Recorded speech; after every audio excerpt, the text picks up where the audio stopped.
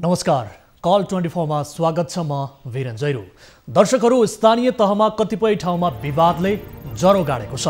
विवाद अन्य केही विषयमा नभई केवल नगर प्रमुख र उपप्रमुख बीचको अहममा केन्द्रित हुँदै आएको छ, जसले गर्दा विकास निर्माणको काम ठप्प छन् भने धेरै क्षेत्र प्रभावित बन्दै आएका छन्।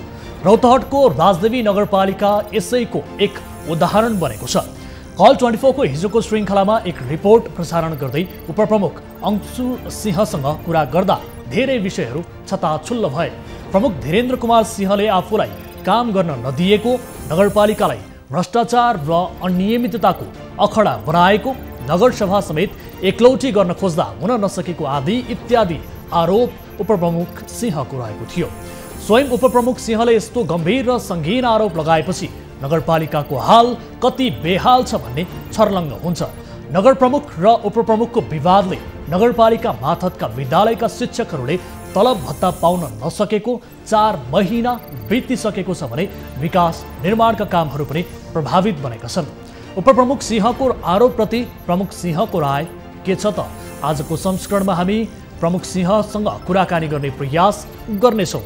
त्यस्तै बेथितिको त कुरै छोडौँ, यो मुलुकमा बेथिति र विसङ्गति नभएको ठाउँ भेटिन छाडेको छ। सबैभन्दा बढी बेथिति देखिएको क्षेत्र मध्येमा एक सडक पनि पर्दै आएको छ। ठेकेदारको ठग शैली र प्रवृत्ति कायम रहँदा देशका धेरै स्थानीय सडकहरू धुलो उडाउने र हिलोको आहाल जमाउने मात्र नभई दुर्घटनाका कारक पनि बन्दै आएका छन्। नियामक निकायको कमजोरी र भ्रष्टाचारकै कारण देशका धेरै स्थानको सडकहरूको दुर्दशा छ। कल 24 को दर्शकले रूपन्देहीका स्थानीयवासीले खिचेर पठाएको एउटा भिडियोलाई आधार बनाएर तयार पारिएको एक रिपोर्ट आजको श्रृङ्खलामा हामी प्रस्तुत गर्नेछौँ। रूपन्देहीको तिलोत्तमा नगरपालिका वडा नम्बर 13 र 14 मा पर्ने पत्था डाँडादेखि तिनाहु नदी जाने बाटोमा प्रदेश सरकारको लगानीमा निर्माण भइरहेको सडकमा ठेकेदार कम्पनीले बदमासी गरेका कारण धुलो उडाउने बाई रोड बनेको छ। अहिले पर्वतीय कन्स्ट्रक्सन काठमाडौँले जिम्मा लिएको यो सडकमा प्राइम कोट अर्थात् अलकत्रा र मट्टीतेल मिसाएर कमजोर बेस निर्माण गरेर छाडे पनि कालोपत्रे गर्नका लागि अहिलेसम्म यो क्षेत्रमा ठेकेदार कम्पनीले फर्केर नहेर्दा सडक प्रयोग गर्ने यात्रु र स्थानीयवासी आजित बनेका छन्। मालपोत जनता र सेवाग्राहीसँग माल झार्ने ठाउँ नै हो। कसरी हुन्छ सेवाग्राही लुट्न छुट छ मालपोतलाई? सरकारी निकाय सबै लुटतन्त्रमा लागेपछि खबरदारी गर्ने जिम्मा सञ्चार माध्यम र सञ्चारकर्मीको काँधमा आइलागेको छ। तर अब खबरदारी गर्दा पनि सञ्चारकर्मीले सुरक्षा उपाय अपनाउनु पर्ने अवस्था आइपरेको छ। झापाको दमकमा हाकाहाकी घुस लिने कर्मचारीको भिडियो लिन खोज्ने सञ्चारकर्मीमाथि मालपोतका कर्मचारीले बाहुबलको प्रयोग गरेर मुलुकको चौथो अङ्गमाथि नै चुनौती पेश गरेका छन्। के अब मालपोतमा सेवाग्राहीलाई लुट्ने छुट दिइरहनु पर्ने हो र? यो प्रश्नसहित एउटा रिपोर्ट आजको संस्करणमा प्रस्तुत गर्नेछौँ। यस अलावा तपाईँ दर्शकसँगको प्रत्यक्ष कुराकानीमा पनि हामी जोडिनेछौँ।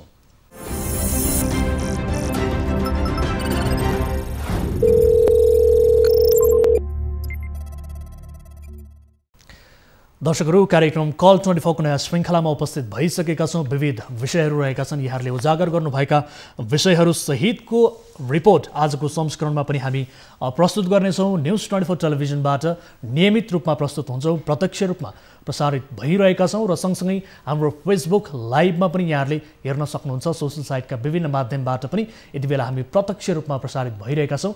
यदि कुनै आपद विपदमा पर्नु भएको छ, कुनै जिज्ञासा छ, कुनै जानकारी गराउनु पर्ने छ र आफ्ना गाउँठाउँमा भइरहेका बेथिति विसङ्गतिबारे कुनै विशेष जानकारी गराउनु पर्नेछ, यहाँहरूले आवाज उठाउनु पर्नेछ भने तपाईँले हामीलाई सम्पर्क गर्न सक्नुहुन्छ। यति बेला तपाईँका लागि हाम्रो हटलाइन खुला गरिसकेका छौँ, जसका लागि टोल फ्री नम्बर 1660 011 2424, एनसेल नम्बर 9801 7 2424 र भाइबर नम्बर 9884 011 037 मा तपाईँले कल गर्न सक्नुहुन्छ र भाइबर मार्फत अर्थात् भिडियो मार्फत पनि तपाईँ हामीसँग जोडिएर आफ्ना गुनासोहरू प्रत्यक्ष रूपमा राख्न सक्नुहुन्छ भन्दै आजको पहिलो अनि महत्त्वपूर्ण विषयतर्फ यहाँको ध्यान आकर्षण गराउन चाहन्छु।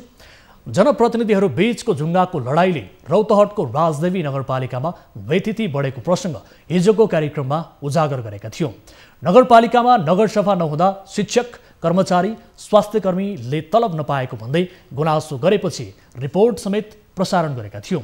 यस विषयमा गुनासो बढेपछि हामीले मेयर र उपमेयरसँग कुराकानी गर्ने कोसिस गर्यौँ, तर उपमेयर अंशु सिंह हाम्रो टेलिफोन सम्पर्कमा आए पनि मेयर वीरेन्द्र कुमार सिंहको व्यस्तताका कारण उनलाई सम्पर्कमा ल्याउन सकिएन। तर कुराकानीका क्रममा नगरपालिका भ्रष्टाचारको अखडा बनेको स्वयं उपमेयर अंशु सिंहले खुलासा गरिन्। उनले मेयर धीरेन्द्र कुमार सिंहका कारण नगरपालिकामा अनियमितता बढेको, आय व्ययमा पारदर्शिता नभएको र मेयरले आफूलाई अधिकारविहीन बनाउन खोजेको आरोप लगाउँदै खुल्ला बहसमा आउन समेत चुनौती दिएकी थिइन्। एउटा जिम्मेवार जनप्रतिनिधिबाटै आफूले नेतृत्व गरेको नगरपालिकाका बारेमा खुलासा गर्नु, यस किसिमको खुलासा हुनु गम्भीर विषय बनेको छ। यसबारे सत्य तथ्य बुझ्नेछौँ। सबैभन्दा पहिले यो फलोअप रिपोर्ट हेर्नुहोस्। जनप्रतिनिधिहरूबीच एक आपसको लडाईले धेरै स्थानीय तहमा विकास निर्माणको काम ठप्प छन् भने हुनै पर्ने र हुँदै गरेका धेरै कामहरू पनि रोकिएका छन्। शुक्रबारको कार्यक्रम कल 24 मा रौतहटको राजदेवी नगरपालिकाका मेयर र उपमेयर बीचको विवादको मारमा स्थानीयहरू पर्दै आएको प्रसङ्ग उजागर गरेका थियौं। स्थानीय सरकार सञ्चालन ऐन 2074 मा आर्थिक वर्षको असार 10 गतेभित्र सबै स्थानीय तहको परिषद सम्पन्न गरेर प्रस्तुत बजेट असार मसान्तभित्र बहुमत सदस्यबाट पारित गर्नुपर्ने प्रावधान छ। तर यो नगरपालिकाले अझैसम्म नगरसभा नगरेर कानुनको खिल्ली उडाएको पाइएको छ। मेयर र उपमेयर बीचको विवादले नगरपालिकामा नगरसभा नहुनु, शिक्षक, कर्मचारी, स्वास्थ्य कर्मीले तलब नपाएको गुनासो गरेका छन्। यति मात्र होइन, यस्तै विवाद र मतभेदका कारण नगरपालिकाका विकास निर्माणका काम समेत प्रभावित भएको स्थानीयले गुनासो गरेका छन्। त्यसपछि हामीले यसको सत्य तथ्य बुझ्ने प्रयास गर्यौं। नगरपालिकाका मेयर धीरेन्द्र प्रसाद सिंह र उपमेयर अंशु सिंहलाई प्रत्यक्ष टेलिफोन सम्पर्क गरेर यसको सत्य तथ्य उजागर गर्ने प्रयास गरे पनि उपमेयर अंशु सिंह मात्र हाम्रो सम्पर्कमा आए र सुरु गर्यौं घटनाको वास्तविकता जान्न कुराकानीका क्रममा उनी आफैले नगरपालिकाको व्यतिथिबारे गम्भीर खुलासा गरे। मेयर धीरेन्द्र कुमार सिंहका कारण नगरपालिकामा अनियमितता बढेको, आय व्ययमा पारदर्शिता नभएको र अहिले नगरपालिका भ्रष्टाचारको अखडा बनेको उनको भनाइ थियो। यो सुन्नुहोस्। नगरपालिकाले अहिले जे जति काम गरिरहेको छ त्यो पारदर्शिताका बारेमा तपाईँलाई जानकारी गराएको छैन भन्न खोज्नु भएको हो? छैन। अहिलेसम्म हाम्रो नगरसभाको डेट तपाईँको 1 गते तोकिएको छ। अहिलेसम्म कुनै किसिमको हिसाब किताब आएको छैन। मेयर साहबसँग हामी माग गर्न जाँदा मेयर साहबले भन्नुहुन्छ मलाई थाहा छैन। अब मेयर भन्दा माथि पनि हाम्रो पालिकामा को छ मलाई त थाहा छैन। यति मात्र होइन, मेयरले आफूलाई अधिकारविहीन बनाउन खोजेको आरोप लगाउँदै खुल्ला बहसमा आउन समेत चुनौती दिएकी थिए। यो पनि सुन्नुहोस्। तपाईले बताए अनुसार अब तपाईसँग समन्वय पनि हुँदैन मेयर साहब। साथीहरूलाई के भन्ने गर्छु, तपाईहरु यही आएर लाइभ प्रसारण गर्नुस् न, हाम्रो पालिकैबाट आएर लाइभ प्रसारण गर्नुस्। के छ समस्या, कस्तो छ बुझ्न सकि। नगरपालिकाको नेतृत्वदायी भूमिकामा रहेकी उपमेयर अंशु सिंहबाट नै यस्तो खुलासा हुनुलाई गम्भीर रूपमा लिएको छ। उसो त नगर प्रमुख सिंह नेपाली कांग्रेसबाट र उपप्रमुख सिंह राजपाबाट निर्वाचित भएका हुन्। नगर कार्यपालिकामा उपप्रमुखको राजपा पार्टीको बहुमत रहेको छ, तर पनि नगरपालिकामा हुने हरेक विषयका निर्णयमा मेयरको मात्रै हाली मुहाली हुने गरेको उपमेयरको आरोप छ। यता यस्तै विवादका कारण असार 10 गते नै हुनुपर्ने नगरसभा हुन सकेको छैन। आगामी पुस 1 गतेलाई तोकिएको नगरसभा हुने नहुने अन्योलमा छ। नगरसभाकै कारण 4 महिनादेखि तलब भत्ता नपाएका शिक्षकहरू हातमा कालोपट्टी बाँधेर आन्दोलित छन्।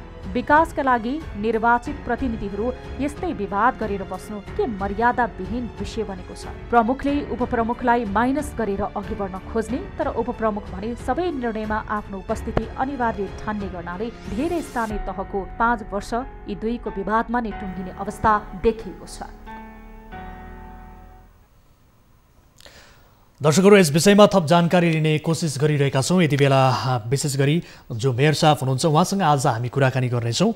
धीरेन्द्र कुमार सिंह राजदेवी नगरपालिकाका मेयर हुनुहुन्छ। उहाँसँग हाम्रो टिमका साथीहरू टेलिफोन सम्पर्क गर्ने कोसिस यति बेला गरिरहनु भएको छ र यसअघि हामीले हिजोको कार्यक्रममा उपमेयरसँग कुराकानी गरेका थियौँ। उहाँले धेरै विषयवस्तुबारे आफ्ना धारणाहरू प्रस्तुत गर्नुभएको थियो, जसलाई लिएर अत्यन्त गम्भीर रूपमा यति बेला लिइएको छ। उहाँका अभिव्यक्तिहरू अत्यन्त गम्भीर छन्, अत्यन्त संवेदनशील रहेका छन् र यस विषयलाई थप पुष्टि गर्ने कोसिस हामी यति बेला गर्नेछौँ। यति बेला हामीसँग प्रत्यक्ष टेलिफोन सम्पर्कमा जोडिनु भएको छ राजदेवी नगरपालिका रौतहटका मेयर धीरेन्द्र कुमार सिंह। मेयर साहब, स्वागत छ यहाँलाई कार्यक्रममा। धन्यवाद। हजुर, अब नगरपालिका त एकलौटी रूपमा चलाइरहनु भएको रहेछ, अनियमितता भएको भन्ने विषयहरू आइरहेको छ। हर हिसाब किताबहरू केही पनि बुझाउनु भएको छैन। सँगसँगै तपाईँको नगरपालिका नै यति बेला भ्रष्टाचारको अखडा बनेको छ, अनियमितताको अखडा बनेको छ भन्ने किसिमको आरोप यति बेला स्वयं जनप्रतिनिधिबाटै आएको छ। के भन्नुहुन्छ? अब एकलौटी भन्दा कस्तोलेमा कुरी भएर एकलौटी बन्यो के हुन्छ? तपाईले हरेक विषयमा नगरका हरेक विषयहरूमा निर्णय गर्दा आफ्नो मात्रै एकलौटी रूपमा तपाईले आफ्नो हालिमुहाली गर्नुभएको छ भन्ने किसिमको आरोप रहेको छ। त्यो आरोप विपक्षीले त जे पनि लगाउन सक्छ, तर यहाँ निर्णय एक्लै त गर्ने अधिकार सरकारले दिएको छैन हामीलाई। हाम्रो जुन कानुन छ, हाम्रो जुन संविधान छ, त्यो संविधानले एक्लै निर्णय गर्ने अधिकार दिएको छैन। हजुर, अनि एकलौटी कसरी गर्न मिल्छ? अब तपाईँ संविधान र कानुनको कुरा गर्नुहुन्छ, तर असार 10 गते नै जुन असार 10 गते तपाईँहरूले नगरसभा सम्पन्न गरिसक्नुपर्ने थियो। तपाईँ लगायत अन्य जिल्लाका 18 वटा स्थानीय तहले नगरसभा सम्पन्न गरिसके, तर तपाईँहरूले अझैसम्म नगरसभा गर्नु भएको छैन। यो कतिको कानुन तह रहेको छ त? यो कानुन नगरसभा सुन्नु न, सम्मत नै छ। नगरसभा गर्न पनि मैले एक्लै गर्दा हुँदैन। कानुनले नै सर्वप्रथम नगरसभा गर्नुभन्दा पहिला हजुर हाम्रा उपप्रमुखको अध्यक्षतामा राजस्व परामर्श समिति छ। ती समितिले आन्तरिक आयको अनुमानित बजेट पेश गर्नुपर्छ। हजुर, त्यो भनौँ न पटक पटक मौखिक भन्दा लिखित पत्र काट्दा पनि त्यहाँबाट आएन कि त्यो समिति समितिबाट त्यो रकम कति छ भने आएन। यो भर्खरै विगतको 14 गते 14 गते मात्र निर्णय भएर आयो। अनि हामी त्यो 1 गतेको डेट तोकिदिएछौँ कि नगरसभाको। अब तपाईँहरूले त्यो राजस्वको हिसाब किताब पनि बुझाउनु भएको छैन भन्ने कुराहरू आइरहेको छ। अब राजस्वको हिसाब किताब सुन्नु न, राजस्वको हिसाब बुझाउने राजस्वका जिम्माका राजस्व शाखाका प्रमुख छ कि उसले बुझाइदिएको छ। सबै जे जति हिसाब छ मैले सोद्धा उसले सबै दिइसकेको छ। अब सबै कुरा सबै हिसाब किताब बुझाइसक्नु भएको छैन त? मैले बुझाउनु छैन नि, मसँग कहाँ हिसाब हुन्छ? ठिक छ, एकैछिन होल्डमा रहनु होला। यति बेला हामीसँग मेयर साहब होल्डमा रहनु होला। यसको सत्य तथ्य बुझ्ने कोसिस गर्नेछौँ, यहाँको धारणा पनि हामी बुझ्नेछौँ। यति बेला हामीसँग उपमेयर अन्सु सिंह पनि प्रत्यक्ष टेलिफोन सम्पर्कमा हुनुहुन्छ। उपमेयरज्यू, स्वागत छ यहाँलाई कार्यक्रममा। धन्यवाद। हजुर, यति बेला मेयर साहब हाम्रो प्रत्यक्ष टेलिफोन सम्पर्कमा हुनुहुन्छ। अब हिजो तपाईँले एक किसिमको गम्भीर खुलासा गर्नुभयो, नगरपालिका भ्रष्टाचारको अखडा बनेको छ भनेर भन्नुभयो। सँगसँगै तपाईँले मागेका हिसाब किताबहरू पनि मेयर साहबले बुझाउनु भएको छैन भन्ने किसिमको धारणा यहाँबाट आएको थियो। त्यो किसिमको कुराहरू जानकारीहरू तपाईँले गराउनु भएको थियो। तर मेयर साहबले यति बेला बताएअनुसार हामी त बिल्कुल कानुन अनुसार चलिरहेका छौँ, सबै कुराको हिसाब किताब पारदर्शी छ, सबैलाई जानकारी गराएका छौँ भनेर भन्नुहुन्छ त के हो उपमेयरज्यू? पारदर्शी छ, किन मेयर साहब अहिलेसम्म ढिलाइ गर्नुभएको छ? किन सबैजनाले माग गरिरहेछ त? कहाँ मेयर साहबले हिसाब दिइराख्नु भएको छ? हामीलाई कहाँ दिनुभएको छ? कसको माध्यमबाट दिनुभएको छ? कुन मिटिङमा पेश गर्नुभएको छ उहाँ हिसाब? त्यो भनिदिनु पर्यो नि। उहाँले त्यतिकै हिसाब किताब दिएको छु मुखबाट भनेर हुन्छ र? उहाँले कहिले आदेश गर्नुभएको छ हाकिमलाई चाहिँ तिमी उपमेयरले मागिरहेछ, अरू कार्यपालिका सदस्यले मागिरहेछ, देखाऊ या दिउ भनेर प्रश्न गर्नुभएको छ? उहाँले कहिले पनि आउँछ 2 दिनको चिठी काटेको छु, 1 दिनको चिठी काटेको छु भनेर उहाँ आलसाल गर्दै हुनुहुन्छ अहिलेसम्म पनि तपाईँको। उहाँले हिसाबै दिनुभएको छ, हिसाबै देखाउनु भएको छ। यस्तो किसिमका झुटा कुराहरू भन्नु हुँदैन है। जे छ प्रश्न भन्नुपर्छ उहाँले पनि। मेयर साहब सुन्दै हुनुहुन्छ? हिसाब हामीले केही पाएको छैन। उहाँले 2 दिनको चिठी काट्दैछौँ, 1 हप्ता चिठी काट्दैछौँ, हिसाबको लागि 1 दिनको चिठी काट्दैछौँ, 24 घन्टे काट्दैछौँ भनेर उहाँको बारम्बार यस्तै किसिमका विज्ञप्ति आउँछ। तर उहाँले हिसाब किताब अहिलेसम्म प्रश्न पार्नलाई हाकिमलाई भन्नुभएको छैन या उहाँ आफै हामीले प्रश्न देखाउनु भएको छैन। मेयर साहब सुन्दै हुनुहुन्छ? सुन्दैछु। हजुर, अब हेर्नुहोस्, जनप्रतिनिधिहरू नै यति बेला गुनासो गर्न विवश छन् भनेपछि जनतालाई तपाईँहरूले कस्तो गुमराहमा राख्नु भएको होला? यो त बडो गम्भीर विषय भयो। तपाईँहरूले जनताका अपेक्षाहरू कसरी पुरा गर्नुभयो होला? तपाईँहरू बिचमा नै यो किसिमको मतभेद छ, तपाईँहरू बिचमा नै यो किसिमको विवाद छ भनेपछि तपाईँहरूले जनताको विकासमा तपाईँहरूले आफ्नो समय कसरी खर्च गरिरहनु भएको होला? यो त बडो गम्भीर विषय बन्यो। गम्भीर विषय त हो, तर यो जिम्मेवारी एउटै नगर प्रमुखको त होइन नि, सबैको दायित्व हो कि आफ्नो जिम्मेवारी समयमा पुरा गर्न दायित्व सबैको हो। खै त तपाईँले हिसाब किताब नै बुझाउनु भएन, अहिलेसम्म त्यो पारदर्शिताको कुरा गरिरहनु भएको छ। उपमेयर जनप्रतिनिधिलाई थाहा छैन तपाईँले कसरी पारदर्शी गर्नुभयो, कसरी हिसाब किताब कहाँ खर्च भयो भन्ने कुरा उपमेयरलाई थाहा छैन। हिसाब भन्नेको कुरा नगर प्रमुखसँग हुँदैन, कार्यालयमा हुन्छ। त्यो दिने लेखा हो, प्रमुख प्रशासकीय अधिकृत हो, उहाँहरूले मलाई त्यो हिसाब दिनुभएको छ। हजुर अब यहाँ हिसाब पाएन भने भन्दा 2 वर्षको 2 वर्षको नगरसभा भयो, तेस्रो वर्षको भयो, चौथो वर्ष भइरहेछ। हजुर अब मेयर साहब सुन्नु होला, तपाईँ कङ्ग्रेसबाट निर्वाचित हुनुभयो र सँगसँगै उपमेयरज्यू राजपाबाट निर्वाचित हुनुभयो। चुनाव लड्दाखेरि तपाईँहरू फरक फरक पार्टीबाट निर्वाचित हुनुभयो, त्यो आफ्नो ठाउँमा छ। तर मतदाता जनता हुन्, रौतहटका ती राजदेवी नगरपालिकाका स्थानीय हुन् मतदाता भनेका। अब तपाईँहरूले यसरी दलीय प्रतिस्पर्धा गरेर जनताको सेवामा केन्द्रित हुनुपर्ने तपाईँहरू जनप्रतिनिधिहरू यति बेला यसरी एक आपसमा मतभेद हुँदा यसको सन्देश चाहिँ के जान्छ ल भन्नुहोस् त? तपाईहरु एक आपसको आरोप प्रत्यारोपमै सीमित हुने हो त? यहाँ अब के छ भन्ने, अब मेरो नेपाली कांग्रेसको भनेको हाम्रो 19 जनाको कार्यपालिकामा म 2 जना छु पार्टीको हिसाबले। 50 जनाको नगरसभामा हाम्रो यो नेपाली कांग्रेसका प्रतिनिधित्व गर्ने 3 जना हामी जनप्रतिनिधि। हजुर। अनि बाँकी बहुमत भनेको उहाँ अहिले तत्कालीनको तत्कालीन त्यो बेलाको राजपाल फोरम भनेको उहाँहरूसँग उहाँहरूले आरोप लगाउनुहुन्छ कि एकलौटी गर्नुहुन्छ भने यो 3 वर्ष मैले कसरी एकलौटी गरेँ? अब यति बेला हेर्नुस् मेयरज्यू, तपाईँ पार्टीगत कुरामा धेरै नजानुस्, किनभने यो मात्रै बताइदिनुस् कि पारदर्शिता किन भएन त? किनभने जनप्रतिनिधिबाट यस किसिमको प्रश्न आयो। यो प्रश्न त स्थानीयको हो खास गरी, तर जनप्रतिनिधिबाट नै प्रश्न आउनु भने त अझ बढी गम्भीर विषय हो। यो पारदर्शिताको कुरा चाहिँ किन गर्न सक्नु भएन? पारदर्शिता भनेको म त सबै काम पारदर्शी नै भएको छ। हजुर। यसले पारदर्शिता नहुनुको कुनै पनि छैन। पारदर्शी काम भइरहेछ, भएको पनि छ। हजुर। आरोप लगाएर मात्रै हुँदैन नि। अब उपमेयरजी सुन्दै हुनुहुन्छ? म सुन्दैछु। हजुर, मेयर साहबले बताए अनुसार यहाँ सुन्नु होला, एकपटक सुन्नुस् न, मलाई सुन्नुस्। सुन्नुस्, म तपाईँको कुराको जवाब दिन्छु। सुन्नुस् न, उहाँले भन्नुभयो पारदर्शिता म गर्दैछु रे, तर उहाँले पारदर्शिता गरेको भए अहिले यस्तो अवस्था हुन्थ्यो। अहिले उपप्रमुखले हिसाब किताब माग्थ्यो र उहाँसँग तर त्यो पारदर्शिता देखाउनको लागि तपाईहरुको पनि असहयोग रह्यो नि भन्नुहुन्छ नि त उहाँ त। उहाँ सुन्नुस् न, पहिले उहाँले भनेर हुन्छ र? उहाँले कतिखेर मलाई खोज्नु भएको छ, म तयार छैन, त्यहाँ देखाउनु पर्यो। उहाँले मेयर साहबले अरूसँग सोध्नुहुन्छ, अरूसँग राय विचार लिनुहुन्छ, उता कार्यपालिकासँग राय विचार लिनुहुन्छ, कार्यपालिका सदस्यसँग, तर उपमेयरसँग उहाँ लिनुहुन्न राय विचार। उहाँले एकचोटि पनि गार्जियनको रूपमा मलाई बोलाएर के सोध्नु भएको छैन, भन्नुभएको छैन। जुन उहाँले पारदर्शिताको कुरा गर्नुभयो, हिसाब किताबको कुरा गर्नु मेरो दायित्व होइन दिने भने त हामी चाहिँ कसलाई भने? हामी त के अरे तपाईँको निमित प्रमुख प्रशासकीय भनेकै छौँ, तर उहाँले देखाएन। हामी मेयर साहबसँग गुनासो गऱ्यो, तर मेयर साहबले पनि यसमा चासो दिनु भएन। अब मेयर साहब भन्नुहुन्छ मैले मेरो हिसाब दिने अधिकार छैन भनेर पन्छेर हुन्छ र? भन्नुहोस् त तपाईँ।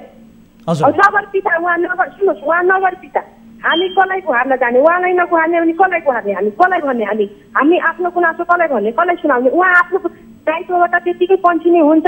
मेरो छैन पारदर्शिता भन्नुहुन्छ। पारदर्शिता भएको भए मैले हिसाब किताब माग्थेँ र? त्यसो भए के कुरामा अपारदर्शी भएको उपमेयरज्यू यसबारे पोइन्टमा बताउनुहोस् त। ल पोइन्टमा बताउनुहोस् त, तपाईँले कुन शीर्षकमा तपाईँले अपारदर्शी भएको पाउनुभयो? तपाईँलाई के शीर्षकमा के काममा चाहिँ तपाईँलाई शङ्का लागेको हो?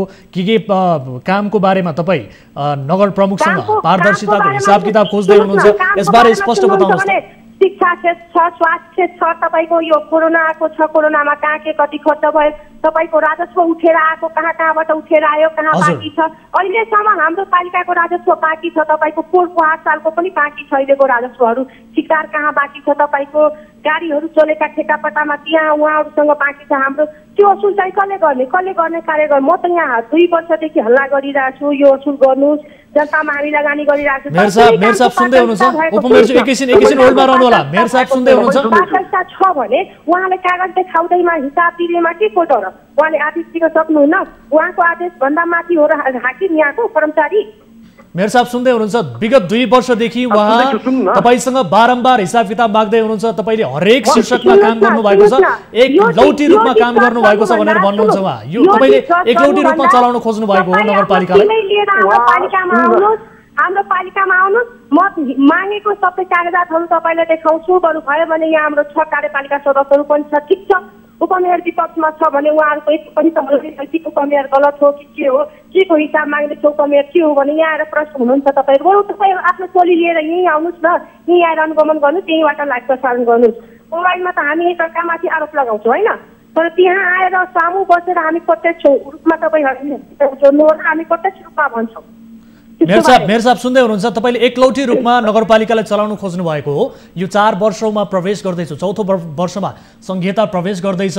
तपाईँले यतिका समयसम्म एकलौटी रूपमा नै आफैले यो नगरपालिकालाई दौडाउँछु कुदाउँछु भनेर सोच्नु भएको हो त के हो? बताउनुहोस् त। म सुन्नु न, म त भनिदिएको छु कि पार्टीगत हिसाबले मेरो म 2 जना 3 जना मात्र छु भने एकलौटी कसरी जान सकिन्छ? सर पार्टीको कुरा छोडिदिनुहोस् न, तर पारदर्शिताको कुरा उहाँले हरेक शीर्षक सहित बताउनु भएको छ। यो सबै कुराहरू एकचोटी मलाई तपाईँ हिसाब किताब नै देखाउनुहुन्न, तपाईँ पारदर्शिता नै गर्नुहुन्न भन्ने किसिमको मैले भने हिसाब भनेको लेखासँग छ, प्रमुख प्रसाद केजी अधिकृतसँग छ। उसले भन्छ म प्रमाणित समेत गरेर दिएछु। उहाँले प्रिन्ट निकालेर कम्प्युटरबाट प्रिन्ट निकालिदिँदा उनीहरूले माग्नु भएन, त्यो प्रमाणित भने प्रमाणित उहाँले मागिरहनु भएको छ। विगत 2 वर्षदेखि तपाईँसँग हरेक कुराको हिसाब किताब मागिरहनु भएको छ, तर यो समस्यालाई तपाईँहरू बसेर सुल्झाउन सक्नुपर्ने थियो। तपाईँले पनि ल हिसाब किताब चाह्यो भने ल यो भनेर देखाउनु पर्ने थियो, तर तपाईँले त्यस्तो गर्न सक्नु भएन। तपाईँहरू बीच समन्वय हुँदैन, सल्लाह हुँदैन।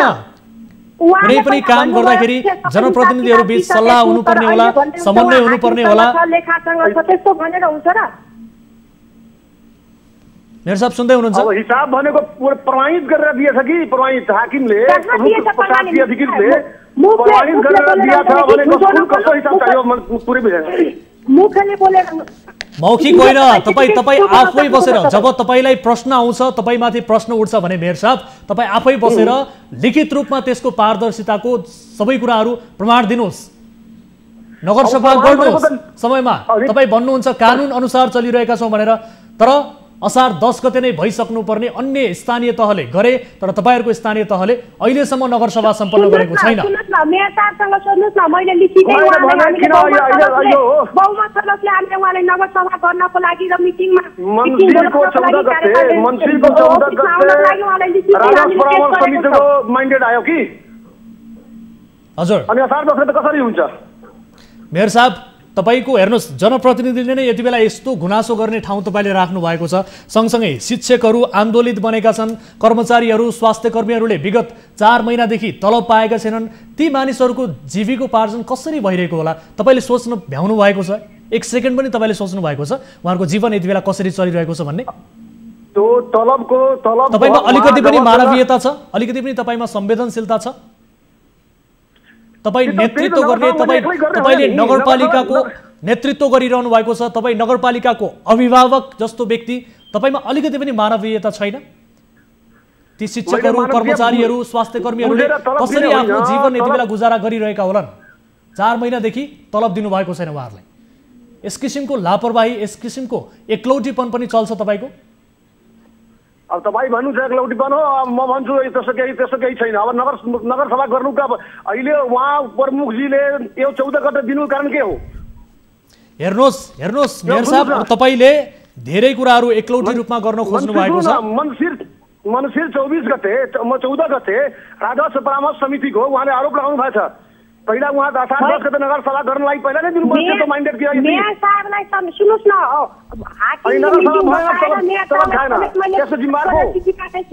मेयर साहबले समेत मैले बोधात गरेर चिठी काटेछु। मेयर साहब वातावरण सहज बनाइदिनुहोस्, हिसाब किताब सहित राजस्व कहाँबाट कति उठेर आएको छ त्यो सहज बनाएर राखिदिनुहोस् र मिटिङ बसाउनु छ। मलाई राजस्वको ढिलो भइरहेको छ नगरसभा गर्नलाई। मैले उहाँले बोधात समेत चिठी दिएको छु, उहाँ त्यतिकै पन्छिन सक्नुहुन्न त्योबाट। मैले त्यही भएर हजुरलाई बारम्बार भन्दैछु हाम्रो अफिसमा आउनुहोस्, म कागजात समेत तपाईँहरूसम्म प्रस्तुत हुन्छु र त्यो त्यहाँबाट लाइभ देखाउनु होला। उपमेयर कतिको जायज छ, कतिको गलत काम गरेछ। ठीक छ, यस विषयमा थप उजागर गर्न हामी हाम्रा टिभी जर्नलिस्टलाई फेरि पनि पठाउनेछौँ। हाम्रो निरन्तर निगरानी तपाईँहरूको नगरपालिका स्थानीय तहमा छ, यति कुरा चाहिँ याद गर्नु होला। तर तपाईँहरू 2 जना जो हुनुहुन्छ नि, एउटा नेतृत्व गरिरहनु भएको छ, तपाईहरुको पार्टीगत प्रतिशोध, तपाईहरुको व्यक्तिगत प्रतिशोधमा तपाईहरुले लागेर 3 वर्ष बिताइसक्नु भएको छ। स्थानीय तहलाई यो 4थो वर्षमा प्रवेश गर्दैछ। अब यति बेला हेर्नुस्, यो 5 वर्ष तपाईहरुले आफ्नै विवादमा, आफ्नै मतभेदमा टुङ्ग्याउने हो त? यो 5 वर्ष संहिताको 5 वर्ष तपाईहरुले यसरी नै खिल्ली उडाएरै कटाउने हो त? तपाईहरुको यो जनताको सेवा गर्छु भनेर तपाईहरुले शपथ खानु भएको छ, विकास निर्माणका कामहरूलाई अगाडि बढाउँछु भन्नु भएको छ। ती धेरै अपेक्षाहरू बिर्सेर, ती धेरै तपाईहरुले गर्नुभएका प्रतिबद्धता बिर्सिएर यो 5 वर्षलाई यत्तिकै खेर फाल्नुहुन्छ? आफै रुममा लिनुहुन्छ तपाईहरु? यत्तिकै टुङ्गिने हो यो 5 वर्ष? तपाईहरुबाट के अपेक्षा गर्ने जनताले? बताउनुस् त, एक गरेर बताउनुस् तपाईहरु दुवैजना। मेयर साहब सुन्दै हुनुहुन्छ? सुन्दैछु। बताउनुस् त, मेरो कुराको जवाफ दिनुस् त। यो 5 वर्ष यत्तिकै बित्ने हो? मैले त पहल गर्नु हो। तपाईहरुले चुनाव जित्दा भोट माग्न जाँदा जनतामाथि के कसम खानु भएको थियो? जनतालाई के प्रतिबद्धता जनाउनु भएको थियो? त्यो सबै बिर्सनु भयो? सेवा गर्न आएको, सेवा गर्दैछु। के सेवा गरिरहनु भएको छ? आफ्नै सेवा गरिरहनु भएको छ। एकलौटी रूपमा नगरपालिका चलाइरहनु भएको छ। सेवामा उहाँ व्यस्त हुनुहुन्छ। अनि उपमेयरजी तपाई चाहिँ के गर्दै हुनुहुन्छ? तपाई चाहिँ के गर्दै हुनुहुन्छ उपमेयरजी? बिना निर्णय एउटा पनि काम हुँदैन कि? जनताको लागि के जान्छ उठाइरहेको छु। बिना निर्णय एउटा 1 रुपैयाँ पनि खर्च हुँदैन, एउटा पनि काम हुँदैन भने मैले कसरी एकलौटी गरेँ? तर निर्णय चाहिँ चोरी गर्नुहुन्छ, हामीलाई थाहा छैन कहिले के निर्णय गर्नुभएछ उहाँले। अब तपाईँ त्यहाँ भएका जनप्रतिनिधिहरू उपमेयरलाई पनि बाइस गरेर एकलौटी रूपमा कुन कोठामा निर्णय गर्नुहुन्छ? त्यसो भए उहाँलाई त थाहै हुँदैन। आफ्नो घरमा बसेर निर्णय गर्नुहुन्छ मेयर साहब?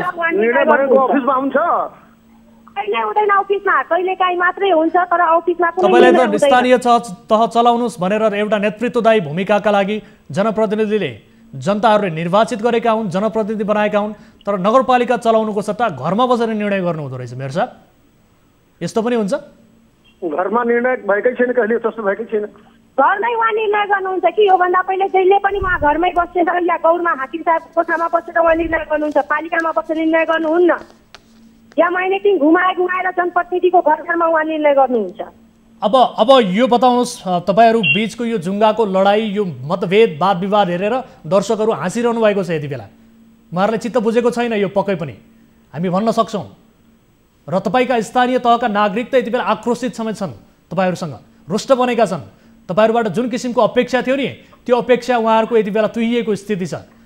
सँगसँगै तपाईका स्थानीय तहमा रहेका विद्यालयमा पढाउने शिक्षकहरू हातमा कालोपट्टी बाँधेर बच्चाहरूलाई पढाइरहेका छन् यति बेला।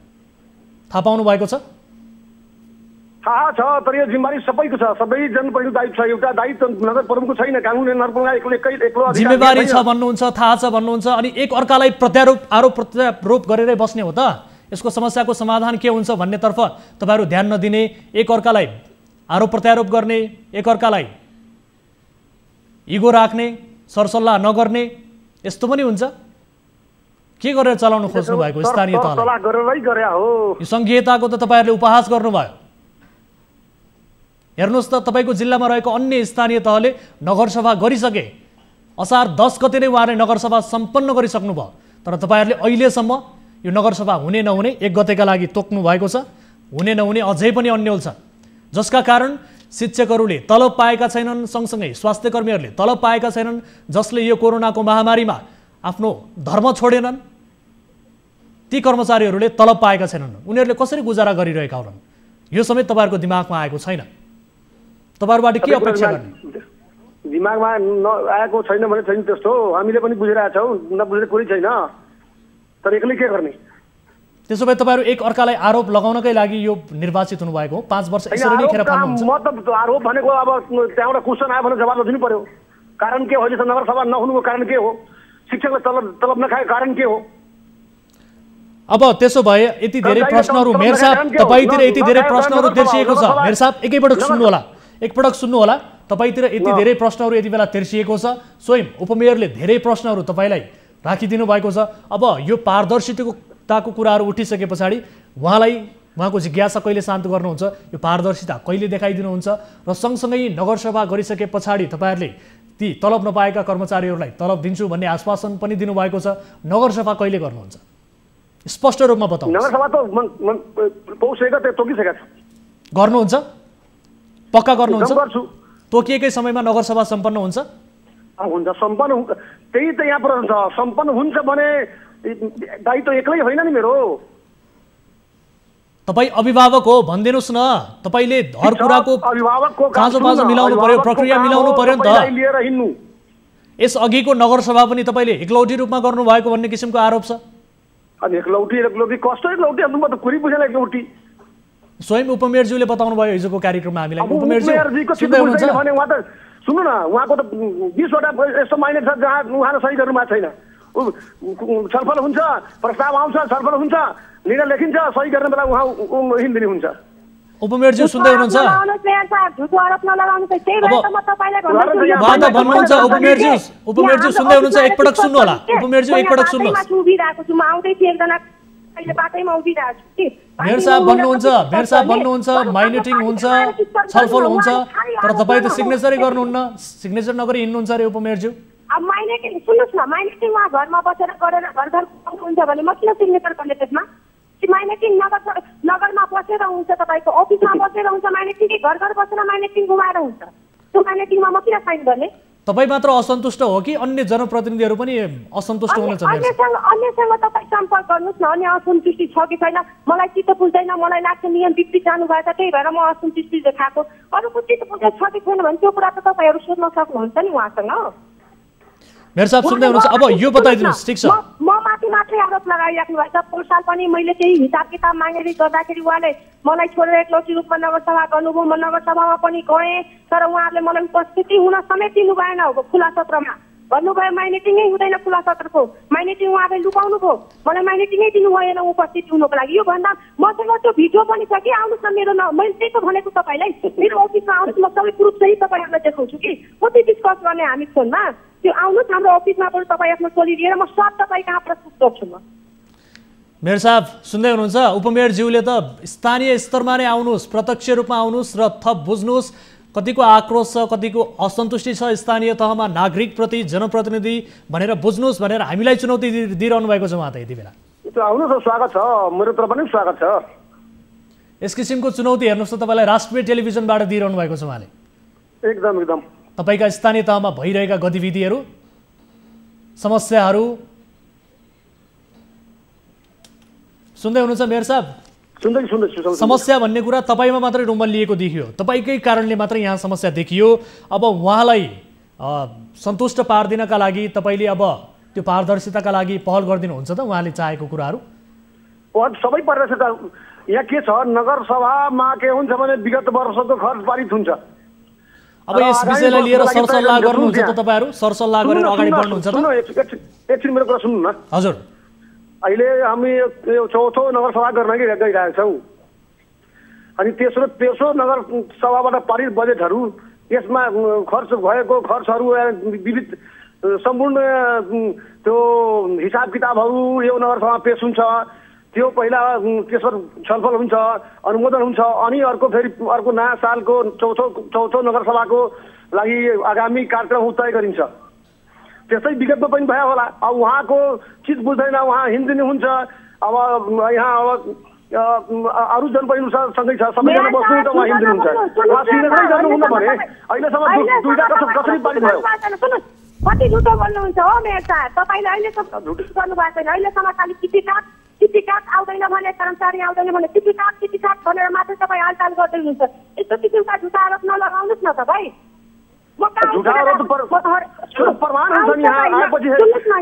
आउनुहोस् तपाईँ माइनेटिङ हेर्नुहोस्, म कहाँ उठेर गएको छु, त्यसमा म छ कि छैन।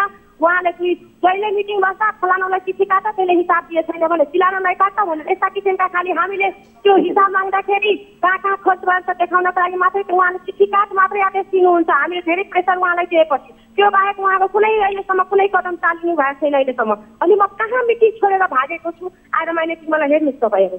त्यतिकै आरोप लगाएर हुन्छ उहाँले?